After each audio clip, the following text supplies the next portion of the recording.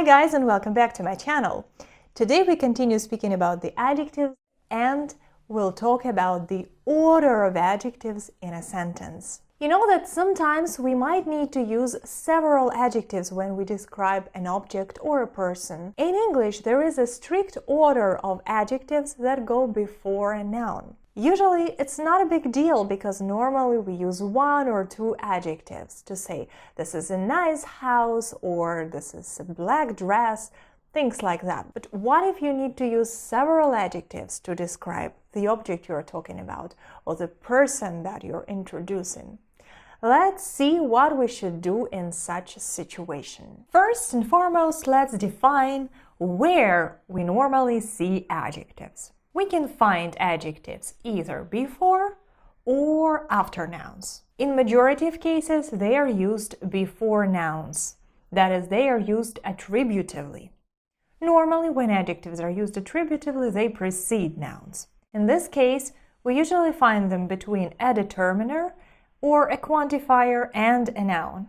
I'll remind you that determiners are articles, possessives, and demonstratives. So the, an, my, his, this, that, these, all these words can be found before the adjective that characterizes a noun. Quantifiers are words that tell us about the quantity of the noun we are talking about. So these are such words as much, many, a lot of, little, and so on and so forth. So we find adjectives between the above-mentioned words and a noun. Let's look at some examples. James wrote an interesting article. Here is our determiner, the indefinite article an, then goes the adjective interesting that precedes the noun it characterizes. Article. Linda has good friends. As friends is a plural noun, and this is the first time we mention it, we don't have any articles before good, so the adjective goes right after the verb. Linda has good friends.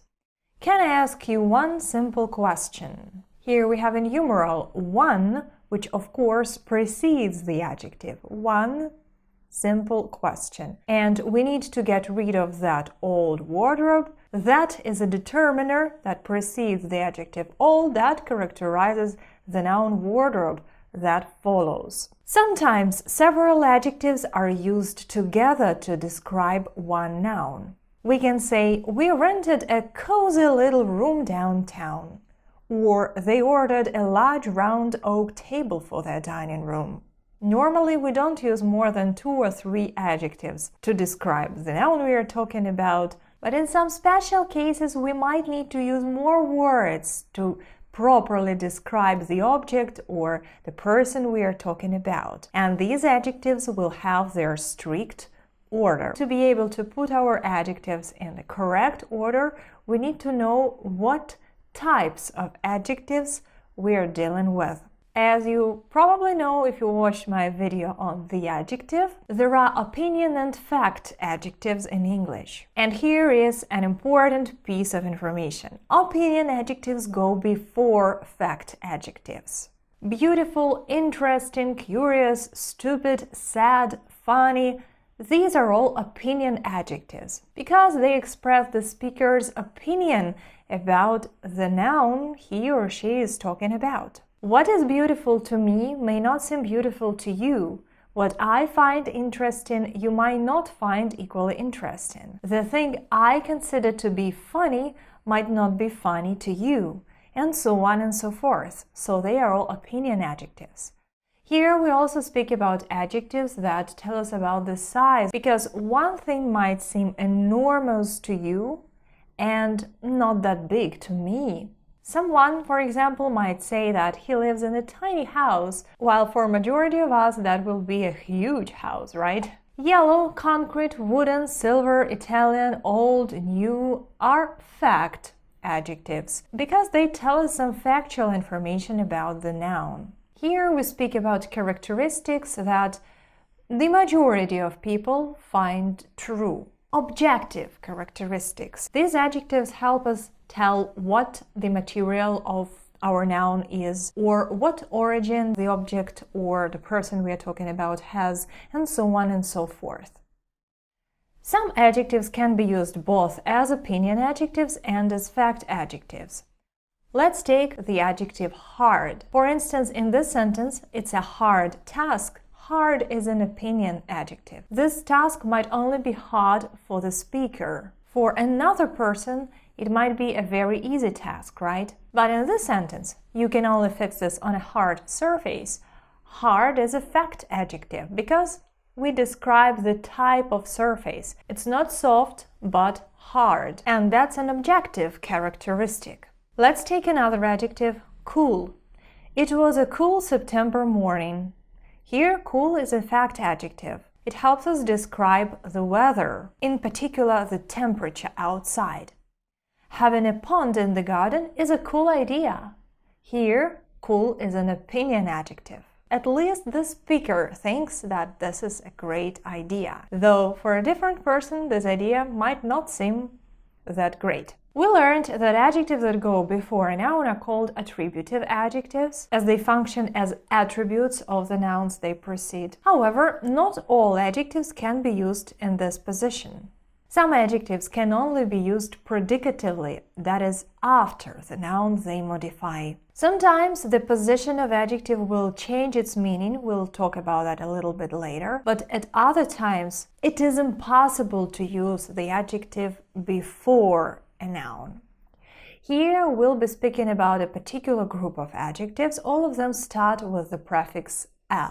These adjectives include ablaze, abroad, adrift, afloat, afoot, afraid, alight, alike, alive, alone, aloof, apart, ajar, ashamed, askew, aside, asleep, astray, aware, awry. Memorize these adjectives. They indicate temporary states.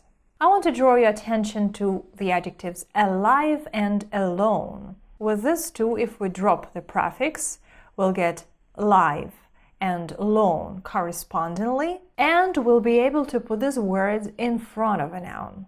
For instance, a butterfly that is alive, a live butterfly. Another little grouping of adjectives that is also used only predicatively is ill, unwell, and well. Those three words that describe our state, our health. When we say that an adjective is used predicatively, what exactly do we mean? We mean that it is used as a part of a compound predicate together with a copular verb. For example, he is alive. Is alive is a compound predicate that consists of the copular verb to be and the adjective alive. She was asleep when I entered the room. Was asleep is a compound predicate that consists of the copular word was, to be in the past simple tense, and the adjective asleep. These use of adjectives we call predicative. In such sentences, we say that our adjectives are used predicatively. There are some adjectives that can occur either before or after a noun, but their position will affect the meaning of a sentence. The adjectives present, responsible, normal, as well as participles concerned and involved have different meanings in different positions. Compare students responsible for the violations shall be suspended. Here we speak about students who are to blame for the violations, who are responsible for doing something wrong. Yeah? And in this case, the teacher asked some responsible students to help him with the schedule. Responsible students means reliable students. Let's look at two more examples, but with the participle concerned. The parties concerned must be informed about the decision. The parties concerned here are those parties that are involved. The speaker looked up and saw the concerned faces of the audience. Here, concerned faces means worried faces. You see that the meaning of the adjective and the participle too changes depending on its position, whether it is used before the noun it describes or after it. Sometimes these meanings might be very different.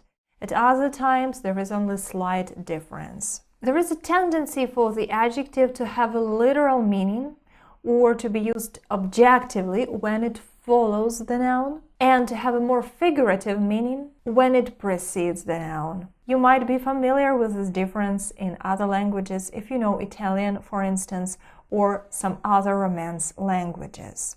In English, this phenomenon is not very widespread. Here we are talking only about a little grouping of adjectives. Now let's return to the attributive usage of adjectives. When they are used attributively, that is before the nouns they characterize. As I have already mentioned, we can use several adjectives to describe one noun. All of them will precede our noun. For instance, if we want to say that a friend of ours wore a dress that was made of silk, that was long, that was made in Italy, and was beautiful, we will have to use 4 adjectives. What, in your opinion, should be the order of these adjectives? Well, first and foremost, we'll speak about our opinion about this dress.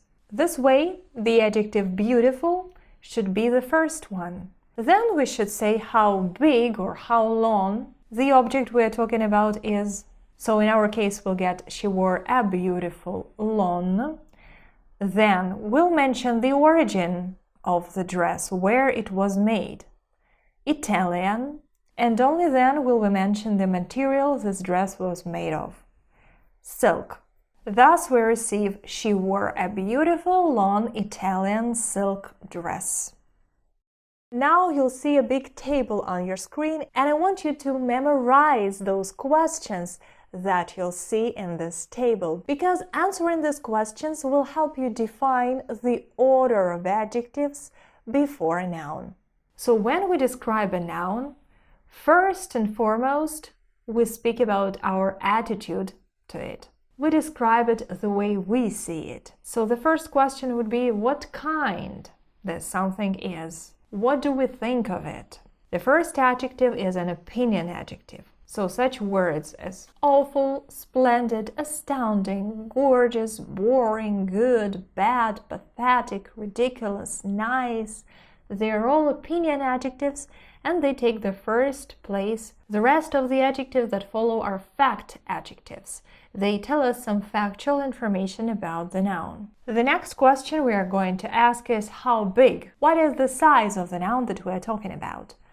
Is it little, small, big, spacious, large, tall, short, wide, narrow, thin, and so on and so forth? Then we should ask how old the object or the person is. Is it young? Is it old? Is it new? Is it ancient? And so on and so forth. Then we should ask what shape does the noun have? Is it square, triangular, rectangular, round, V-shaped, etc.? The next question will be what color does the noun have? Is it blue? Is it white? Is it yellow? Light, dark, silver, golden, and so on and so forth. Then, where is it from? Is it Italian? Is it French, Asian, European, Southern, Northern, Eastern, Western, Mediterranean, Atlantic, and so on and so forth? And then go to questions, the answers to which are actually not adjectives but nouns. We should ask ourselves, what is the noun made of? And then, what is it made for? Or what is the purpose of the object we're talking about? And these two characteristics, together with a noun, actually constitute a compound noun. Materials, plastic, concrete, silk, cotton, leather, metal, though they are nouns, they are used as adjectives when we use them to form compound nouns. And the nouns that help us describe the purpose or the use of our noun function as adjectives, because they have attributive function here. Yeah, so it might be a kitchen door, or a garden statue, or a computer program, or a tablecloth, and so on and so forth. These are all those words that tell us where and with what purpose our noun is used. So memorizing this order of questions will help you define the order of adjectives before a noun. Compound nouns may consist of 3 words, like cotton bed linen or marble kitchen counter, for instance, Material will always go before the purpose the noun is used with. Other examples of such compound nouns are an iron doorknob, a concrete garden bench, a paper wall decoration, a plastic flower pot, and so on and so forth. Adjectives go before nouns and thus before compound nouns. We cannot split a compound noun by an adjective. For instance, we can say an expensive marble kitchen counter, but not a marble expensive kitchen counter. In this example, expensive is an opinion adjective and marble kitchen counter is a compound noun. So you cannot split a compound noun and add an opinion noun somewhere between its components. Another example is an expensive Italian marble kitchen counter. Again, marble kitchen counter is a compound noun. Expensive is an opinion and Italian is an origin. So our opinion about the object goes first. It's inexpensive. We find it expensive. Other people might not find it expensive, right? But we, the speakers, find it expensive. Let's look at more examples. We bought an exquisite antique porcelain doll in that shop. Porcelain doll is a compound noun. Exquisite is our opinion about the noun, and antique is the age of it. There used to be a gorgeous cast iron street lamp here. Cast iron street lamp is a compound noun. It contains the material, cast iron, and the purpose, to light the street. Gorgeous is our opinion about the lamp, and it goes before the compound noun, cast iron street lamp. This old square white wicker toy basket looks great in that corner. We have a lot of adjectives here, which is a rare scenario for a real-life situation, but sometimes we might want to use many words to describe the thing we're talking about. In this case, we don't express any opinion about the noun, so let's recollect the order of questions we should put to our subject. The nearest one from the left is the age, right? So how old is the basket? It's old, yeah? Then goes the shape, it's square, then goes the color of it, it's white, then the material and purpose that belong to the compound noun, wicker toy basket. Our neighbor has an enormous wine cellar under his house. Wine cellar is a compound noun that contains the purpose of the cellar. It's for keeping wine. And enormous is an opinion noun that goes before the compound noun, wine cellar. And gave me a nice smelling Japanese body lotion for present. Nice smelling is our opinion about this body lotion. Japanese is its origin. It's for our body, so body is the purpose, and together they form a compound noun, body lotion. Jane is looking for a warm, long, black and white winter coat. Winter coat is a compound noun. Warm is our opinion about this coat. Long is the size of it. Black and white is the color. And we see that we still stick to that order of questions that we learned.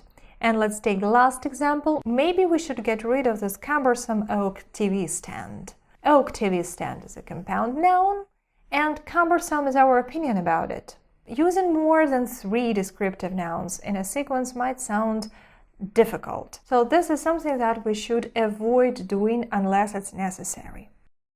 Now, that being said, let's have a bit of practice. I'm gonna provide you with pictures of objects and animals and with adjectives that you can use to describe these objects and animals. Your task is to put the suggested adjectives in the correct order. Let's start. This is a house. We can describe this house using the adjectives one-story, white, cozy, wooden. What should be the correct order of adjectives before the noun house? This is a cozy, one-story, white wooden house. First goes our opinion about the house. It's cozy. Then goes the adjective that helps us describe its size. It's one story. Then goes the color of the house. It's white. And then goes the material. It is wooden. This is a teapot. We should use the words exquisite, Chinese, porcelain, and white to describe it. So what do we get? This is an exquisite white Chinese porcelain teapot. First goes our opinion about this teapot, it's exquisite. Then goes its color, it's white. Then we should say about the origin of this teapot, it's Chinese. And finally goes the material, porcelain teapot. What about this lantern? Romantic, glass, Marrakesh, metal. What should be the order of the adjectives to describe this lantern? This is a romantic Marrakesh glass and metal lantern. We have two materials here and obviously they should go together. So romantic is our opinion about the lantern, Marrakesh is its origin, and glass and metal are materials. This is a dress. We should use blue, light, white, and polka dot to describe it. So we will say this is a light white and blue polka dot dress. All these words actually describe the color or the pattern of the dress. Light goes the first one because it's light green or light yellow. It always goes before the color. White and blue, these are two colors that should be written via the hyphen. And polka dot is the pattern. This will be the last in this series of adjectives that help us describe the color. These are some boots. Let's use the words mountain, old, leather, and good to describe them. We should say these are some good old leather mountain boots. I hope the order is clear. First goes the opinion, good, then goes the age, old, then goes the material of which they are made, leather, and then goes the purpose, where and with what purpose do we use these boots? In mountains, mountain boots. And the last picture, it's an absolutely cat. What kind of cat is it? White, gray, ragdoll, fluffy, gorgeous are our adjectives, and the sentence should sound, it's an absolutely gorgeous, fluffy, white and gray ragdoll cat. Gorgeous is our opinion about the cat. Fluffy will stand for the shape of the cat. White and gray are the colors of the cat. And ragdoll is actually a noun, right? In this case, it's a name of the breed, and the breed was named like that because of the character of these cats. They are like ragdolls. They feel very relaxed in human hands. So ragdoll cat is a compound noun here.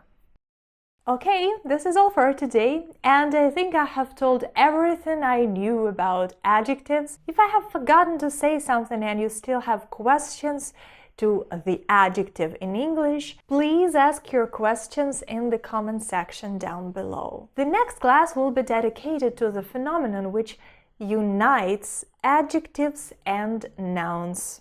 Do you have any guesses what it might be? Again, you can write your ideas in the comments. Please subscribe to my channel if you don't want to miss my new lessons, and see you in the next video.